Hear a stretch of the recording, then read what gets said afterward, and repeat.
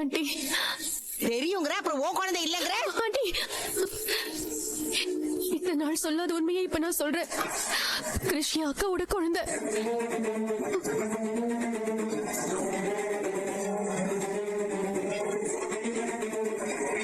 அக்காவா? ஆமா ஆண்டி, நானும் எங்க அக்காவும் ட்வின்ஸ்.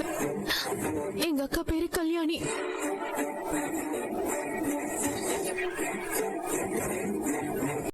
அவங்க இன்னும் தடுத்துக்கிறேன்லாம் சொல்லவே இல்ல ஆண்டி. இந்த மாதிரி குழந்தை வேணும்னு தான் கேட்டிருக்காங்க. அதுக்கு 25 லட்சம் ரூபாய் கொடுக்கறேன்னு சொல்லிருக்காங்க. மனோஜ் தான் தத்து கொடுக்கலான்னு சொல்லிக்கிட்டு இருக்காரு. 25 லட்சமா? ஆமாமா, அவங்களுக்கு தேவை ஒரு குழந்தை. இந்த கிறிஷ் சும்மா தானே இருக்கான். அவனுக்கு கொடுத்தா 25 லட்சம் ரூபாய் பணம் வரும்.